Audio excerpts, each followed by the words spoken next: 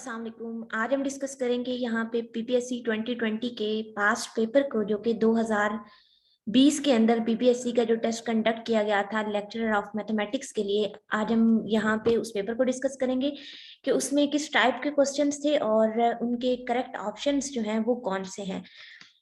तो आज हम इस सीरीज को स्टार्ट करेंगे इंशाल्लाह ताला। मैं कोशिश करूंगी कि मैं प्रीवियस 10 ईयर के मीन के 2020 से लेके ऑलमोस्ट पिछले 10 साल तक मीन 2010 तक मैं कोशिश करूंगी कि मैं यहाँ पे आपको सारे पेपर जो हैं वो यहाँ पे डिस्कस करूं, क्योंकि जो पास्ट पेपर्स होते हैं वो बहुत ज़रूरी होते हैं हमारे लिए कि हम उन चीज़ों को देखें किस टाइप के क्वेश्चंस आए थे, तो आइडिया हो जाता है कि पेपर में या पीपीएससी का जो एग्जाम कंडक्ट किया जाता है उसमें किस नेचर के क्वेश्चंस आते हैं।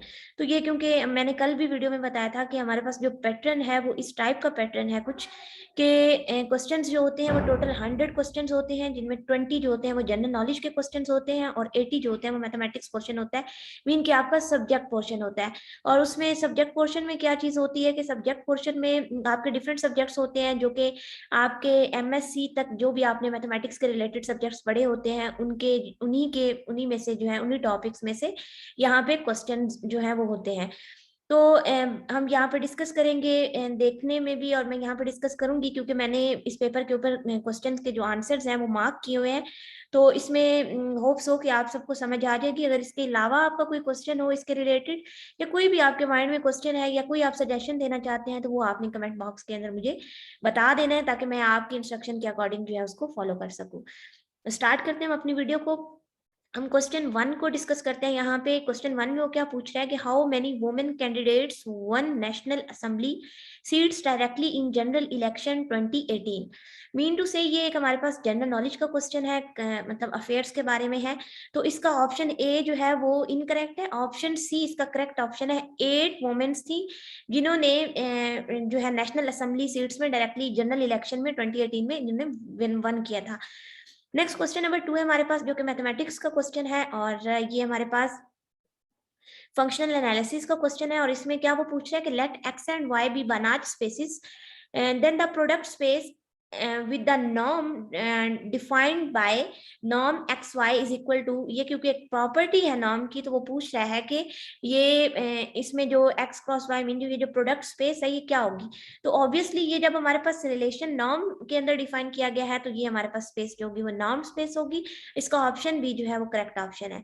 नेक्स्ट हमारे पास क्वेश्चन नंबर 3 है, जिसमें वो डिफाइन कर रहा है कि let f of x is equal to x, जो कि एक ग्रेटेस्ट इंटीजर फंक्शन है। ये जो हमारे पास सिंबल आपको नजर आ रहा है वो क्या कह रहा है कि less than equal to x be integrable function on 0 4 interval भी डिफाइन किया गया। देन अब वो कह रहा है कि इसको जब हम इंटीग्रेट करेंगे तो ये किस किस के इक्वल आएगा। तो सिंपली यहाँ पे अगर आप इस फंक्शन की इंटीग्रेशन करें तो फंक्शन की जब आप इंटीग्रेशन करेंगे तो क्वेश्चन का जो आंसर आ रहा है वो किस तरह आ रहा है, मैंने यहाँ पे ये देखिए आपको नजर आ रहा होगा कि हमने जब इसके एक्स की इंटीग्रेशन करते हैं विद रिस्पेक्ट टू एक्स तो एक्स स्क्र बाय 2 और 0 to 4 हमारे पास इंटरवल है। जब 4 का हम स्क्वायर लेंगे तो 16 आ जाता है, जब 2 को 16 पे डिवाइड करेंगे तो ऑप्शन इसका जो करेक्ट ऑप्शन है वो हमारे पास क्योंकि यहाँ पे जिस मेथड से मैंने सॉल्व किया हुआ है वहां पे आ रहा है 8 ऑप्शन, जबकि यहाँ पे हमारे पास इसका जो ऑप्शन है वो 6 ऑप्शन करेक्ट है। वो इसलिए करेक्ट है क्योंकि जो हमारे पास ये फंक्शन है ये ग्रेटेस्ट इंटीजर फंक्शन है, तो हम इसकी सिंपली इस तरह जो है इसको इंटीग्रेट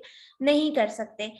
नेक्स्ट हमारे पास है क्वेश्चन नंबर 4 और उसमें वो क्या कह रहा है कि solution of delta square plus 2 delta plus 1 u of x is equal to 3x plus 2 is, ये पार्शियल डिफरेंशियल इक्वेशन के क्वेश्चन है।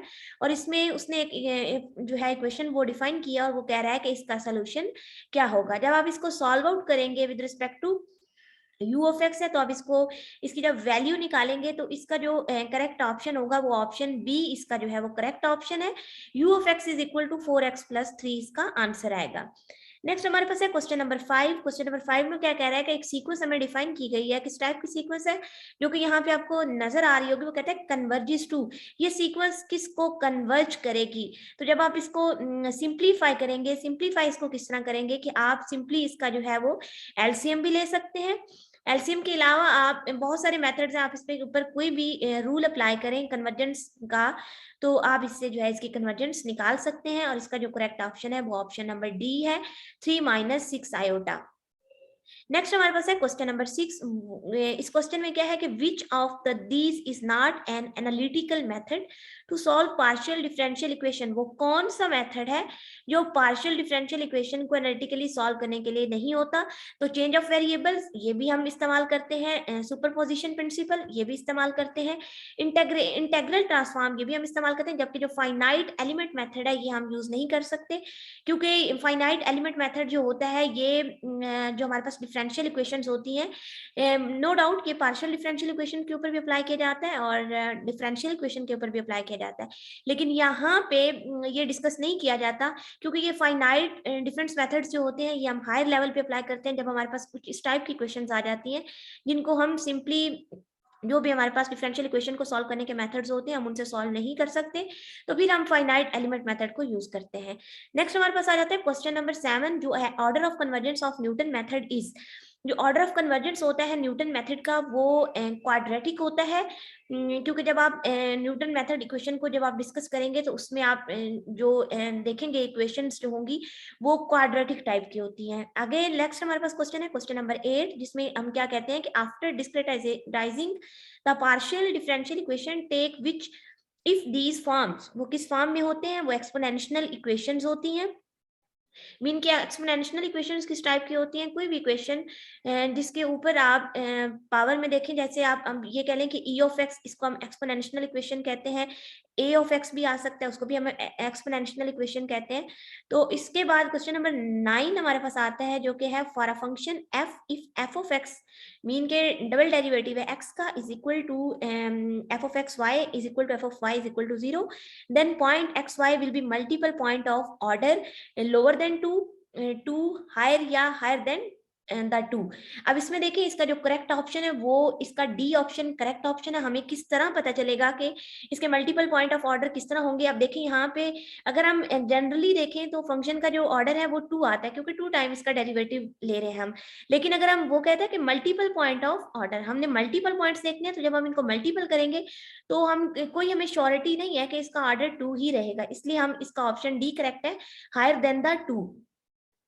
तो नेक्स्ट हमारे पास है क्वेश्चन नंबर 10। क्वेश्चन नंबर 10 हमें क्या बता रहा है कि suppose that x and y are closed subspaces of a Hilbert space each such that x perpendicular to y then x plus y is. तो इस पे ये भी एक हमारे पास इक्वेशन सॉरी स्टेटमेंट है एक थ्योरम की। तो उसके अकॉर्डिंग अगर हम इस चीज को आप जब देखेंगे तो इसके अकॉर्डिंग ये जो हमारे पास x प्लस वाई है ये हमारे पास एक क्लोज्ड सब स्पेस होगी x एंड y की। नेक्स्ट हमारे पास है क्वेश्चन नंबर 11 जो कि है the function f of x is equal to x inverse is not. अब x जो x इनवर्स है वो हमारे पास होता है कॉन्टिन्यूस भी होता है, डिफरेंशिएबल भी होता है, क्योंकि ये तो दोनों होते हैं, तो ये बहुत ए एंड बी, तो ये इसका ऑप्शन जो है ए करेक्ट है, जो कि यूनिफॉर्म कॉन्टिन्यूस ऑन 0 1, ये इसका जो है वो ऑप्शन करेक्ट ऑप्शन है। नेक्स्ट हमारे पास है natural log z is discontinuous on axis.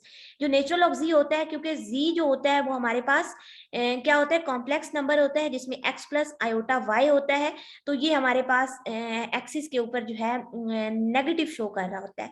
आगे हमारे पास नेक्स्ट जो आता है वो आता है normal component of an acceleration is. जो एक्सेलरेशन का नॉर्मल कंपोनेंट होता है ये हमारे पास v स्क्वायर ओवर रो होता है। नेक्स्ट हमारे पास है एवरी मेट्रिक स्पेस इज। ये भी हमारे पास टोपोलॉजी का एक क्वेश्चन है। टोपोलॉजी की आप ये कह लें कि एक ये स्टेटमेंट लिखी होती है नोट में भी, और ये काफी थ्योरम में इस तरह भी आपको शो होगा, दिमाग में भी मिल जाता है आपको कि एवरी मेट्रिक स्पेस जो होती है वो हॉस्टॉफ स्पेस भी होती है और T2 स्पेस भी, क्योंकि हॉस्टॉफ स्पेस को ही हम T2 स्पेस कहते हैं, तो इसलिए बहुत ए एंड बी, इसका ऑप्शन सी जो है वो हमारे पास करेक्ट ऑप्शन है। नेक्स्ट हमारे पास आता है n derived set of n is. N जो होता है नेचुरल नंबर का जो सेट होता है, ये भी हमारे पास टोपोलॉजी का क्वेश्चन है।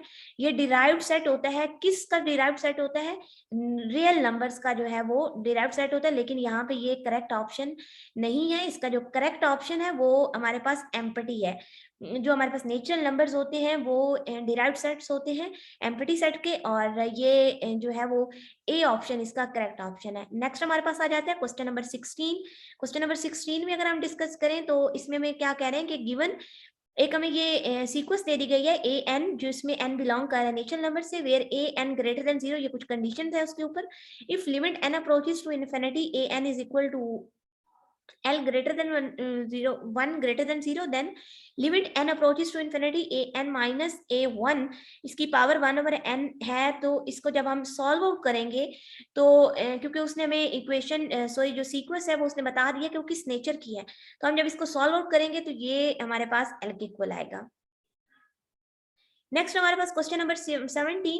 क्वेश्चन नंबर 17 में क्या है हमारे पास, if f is continuously differentiable vector, अगर f हमारे पास जो है वो कॉन्टिन्यूसली डिफरेंशिएबल वेक्टर है, point function and v is the volume bounded by a close surface s, then next हमारे पास जो है वो नीचे दिया गया है हमें कि वो किस टाइप की इक्वेशंस होंगी, वो इस टाइप की कुछ इक्वेशंस होंगी। अगर आप इनको इस चीज को देखते हैं, यहाँ पे मैं थोड़ा सा जूम आउट इसको करती हूँ ताकि क्लियरली जो है वो आपको नजर आ सके।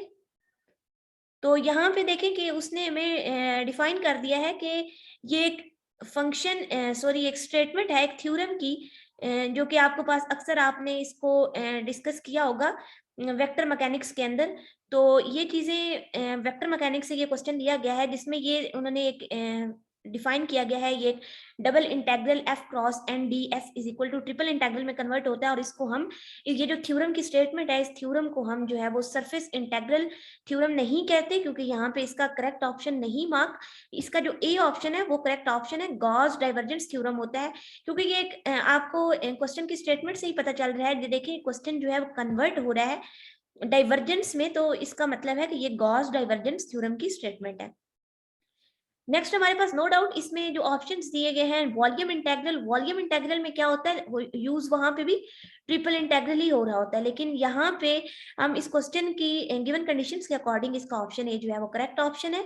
यहाँ पे सॉरी ये थोड़ा सा क्वेश्चन नंबर 18 जो है वो ज्यादा विजिबल नहीं हो रहा, लेकिन यहाँ पे डिस्कस जो किया गया है वो इस तरह किया गया है कि सी आई जे के इज इक्वल टू, क्योंकि ये हमारे पास कुछ नोटेशंस दी गई हैं आई जे के इसके अंदर, तो इसका जो ऑप्शन है वो ऑप्शन सी जो है वो करेक्ट ऑप्शन है। इसके 6 कंपोनेंट्स होते हैं, मतलब ये 6 के इक्वल होता है। उसके बाद आ जाता है summation d by n 1/d is equal to sigma n by n for each integer. इसमें जो ईच इंटीजर होगा वो 1 से ग्रेटर देन होगा, क्योंकि इसमें जो n की कंडीशन हमने लगाएंगे वो हम लगाएंगे कि n ग्रेटर देन 1 होगा, देन ये हमारे पास जो रिलेशन है ये एग्जिस्ट करेगा। नेक्स्ट हमारे पास आता है क्वेश्चन नंबर 20। इसमें क्या कह रहा है कि let A and B two n square matrices, ये n स्क्वायर मैट्रिसेस है such that A B is equal to A and B A is equal to B, then A and B are matrices. A और B क्या matrices होंगे, ये हमारे पास idempotent होंगे। इसका option A जो है वो करेक्ट ऑप्शन है। क्वेश्चन नंबर 21 क्या कह रहा है कि the Cauchy Riemann equations can be satisfied at a point x but the function, ये जो हमें फंक्शन दिया गया है f of x is equal to u of x y plus v of x y can be at x non differentiable. इसका option B जो है वो करेक्ट ऑप्शन है। ये भी हमारे पास एक स्टेटमेंट है प्रूफ की, यहाँ पे वही चीज यहाँ पे जो है ना वो डिस्कस की गई है। इसका ऑप्शन बी जो है वो करेक्ट ऑप्शन है। क्वेश्चन नंबर 22 की हम बात करें तो let G and G be two groups then a homomorphism, ये हमारे पास अलजेब्रा का क्वेश्चन है। F of G to G prime is 1 1 if, ये कब 1 1 होगा, जब कर्नल ऑफ एफ जो है वो 0 के इक्वल होगा।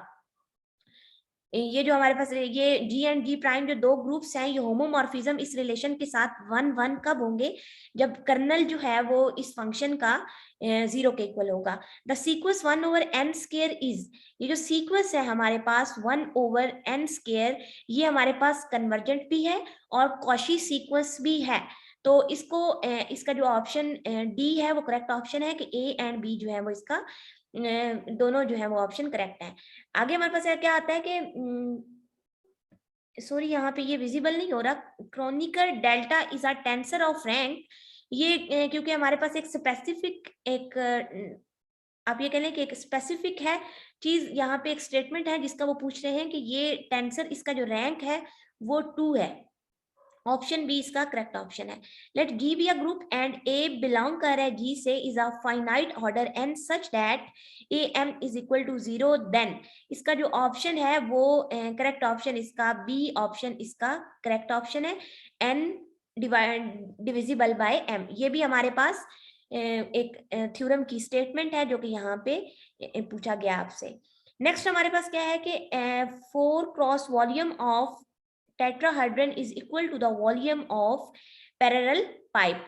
अब पैरेलल पाइप क्या होते हैं, इसका भी जो हमारे पास होता है ये भी टेट्राहेड्रन शेप का होता है, तो इसलिए यहाँ पे इसका जो वॉल्यूम होता है ये पैरेलल पाइप के इक्वल होता है।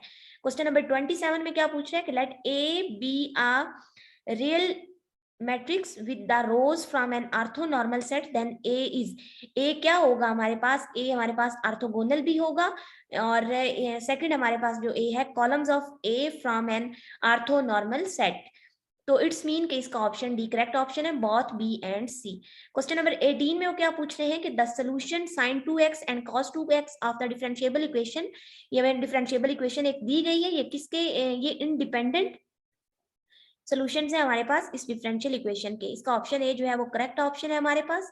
Late V be an inner product space and u v belong कर रहा है वी से, देन इसका जो मॉड है u v, u norm v norm if, ये कब होगा हमारे पास, इसका जो ऑप्शन सी है वो करेक्ट ऑप्शन है, जब यू एंड वी जो होंगे वो हमारे पास स्केलर मल्टीपल होंगे each other, scalar multiple each other होंगे, तो देन हमारे पास ये जो रिलेशन है ये डिफाइन हम कर सकते हैं।